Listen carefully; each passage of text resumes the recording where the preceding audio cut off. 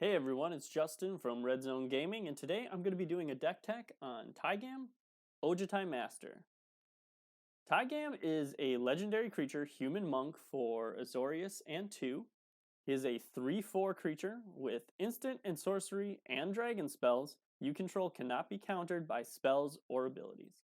Whenever you cast an instant or sorcery spell from your hand, if Taigam, Ojutai Master attacked this turn, that spell gains rebound.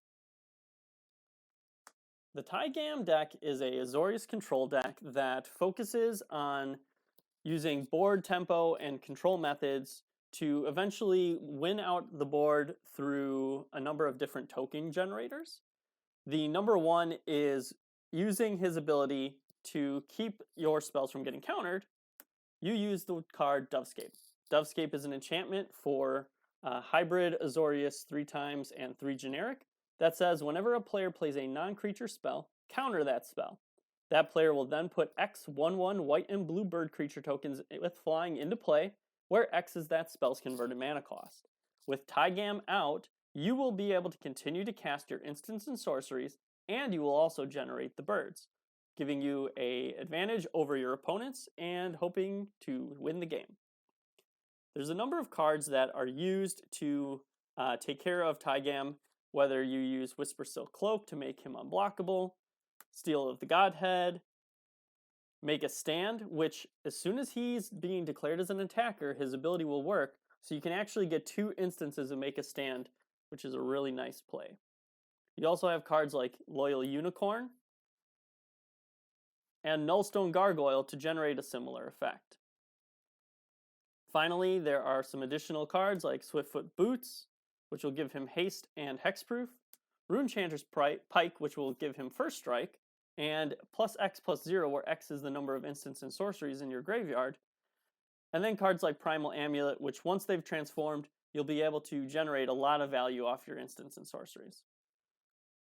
For token generators, we have cards like Murmuring Mystic, which create bird tokens, Descent of Perfection, which once has transformed will give all of your wizards +2/+1 in flying, Monastery Mentor, which has prowess, and whenever you cast a non-creature spell, you'll get a 1/1 white monk, also with prowess. And then Talrand. So these are your token generators, which will be able to increase your board presence. We have cards like Anointed Procession and Divine Visitation to turn those tokens into big white angels.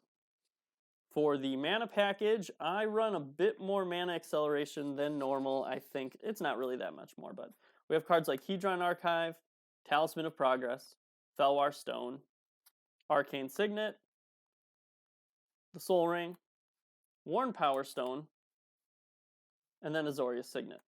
In addition, I also include Sapphire Medallion, Sword of the Animist, and Spell Swindle, which with Anointed Procession can make a lot of treasures very, very easily. As far as board wipes go, I run Kurtar's Wrath. I run Baral's Expertise as a board wipe. Basically, I would use that to take care of any pesky blockers, and that way I can make sure I get my Taigam in. Can also cast an extra spell for 4 or less, which is nice. River's Rebuke, and then bigger ones like Austere Command and Time Wipe. I also included Polymorphous Jest just because it's fun to turn people's creatures into frogs. Deck runs a lot of single target removal and tempo cards, things like Ghostly Prison, Swords to Plowshares, and Hushbringer. They all kind of mess with your opponent's board state. Also have the traditional package of cards like Counterspell, Swan Song. I also like to run just because it works really well with Taigam, because you want to make sure that you can try to get him to survive combat as often as possible. I play cards like Warrant and Warden. This is a really cool card with Taigam because you can cast it for its Warrant, and then when it gets Rebound, you'll actually be able to cast the Warden side for free, which is a very nice feature. I also run cards like Reality Shift, Dismantling Blow, Ojutai's Command, Oblation, Bribery, Vanish into Memory, Capsize, which is another fun one because you can actually buy back it with the Rebound, Banish into Fable, which is another really interesting card, Path to Exile, and then Commit to Memory. There's also some other tempo disabling cards like Narset, Part of the Veils, Aven Mind Sensor, and then Teferi the Time Raveler. Finally, as far as the draw package goes, I include a number of different cards like Fact or Fiction, Ponder, Mystical Tutor. You also have cards like Impulse, Brainstorm, Ancestral Vision. Can return an instant or sorcery from your graveyard with Call to Mind, and then get additional draws off of your tokens with Mentor of the Meek. Finally, as far as my more powerful draw spells, I have Consecrated Sphinx, Teferi Hero of Dominaria, and Farsight Mask. I also included a copy of God Eternal Kefnet just for some fun. As far as lands go, I include 35 lands. I like to run a lot of basics, so my non-basic lands aren't really that many. For the white-blue combos, I run Nimbus Maze, Hallowed Fountain, Azorius Chancellery, and Glacial Fortress. You can add more if you want. That's really up to you.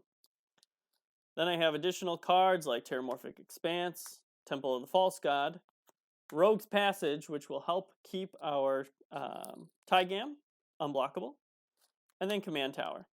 I also included a copy of Lonely Sandbar and Mystic Sanctuary to help get those instants and sorceries back. Then I run a lot of basic islands and a lot of basic planes. The deck functions pretty well. There are some upgrades that would be very good with it. If you are considering making changes to the deck, I would definitely encourage you to stay away from X spells because they will not have a X value when they're cast with Rebound from exile. So just kind of watch out for that. In addition, you can definitely add a little bit more protection. There are a number of instances which would be very, very handy. I just like to kind of stay within a certain budget. All right, so this Taigam deck is coming in at about 285.33 for paper and about 120.67 for Magic Online.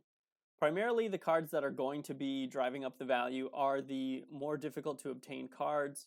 For Magic Online, Taigam is about 4 ticks, Monastery Mentor is 13, Teferi Time Raveler is sitting at about 57 ticks, which is kind of insane. So if you do have one of those on Magic Online, maybe is the time to sell it. And then Soul Ring, again, that's just because these are a little bit harder to get if you didn't purchase the Commander decks when they originally were released. For paper, you're going to see, again, Monastery Mentor is coming in at about 22, Consecrated Sphinx for 18, Teferi Hero of Dominaria is actually the more expensive one, sitting at about 29, Time Raveler is sitting at about 17, and then cards like Mystical Tutor, which are 10, as well as Bribery, which is almost 19. And then things like Sapphire Medallion, again, just because it's a little bit more difficult to obtain. And then Anointed Procession and Divine Visitation are going to be a little bit more expensive cards. So if you take out the token theme and you focus more on just unblockability and tempo control, you can actually bring the budget down a little bit. You wouldn't need things like Anointed Procession, Divine Visitation, and Monastery Mentor. But it really just depends on how you want to play the deck. Fortunately for everyone, the mana base is relatively cheap. The Nimbus Maze is one of the 2 more expensive cards, with Hallowed Fountain and Glacial Fortress being the other ones, which you should be able to trade for those pretty easily. Okay everyone, that is the end of the video. I hope you enjoyed this deck tech on Taigam Scape Master, and you maybe give it a try for yourself. Feel free to add a comment and like the page below. You can find us on Instagram at Redzone Gaming, as well as MTG Deck Check on Twitter. Hope to see you there. Just thought I'd share that with you.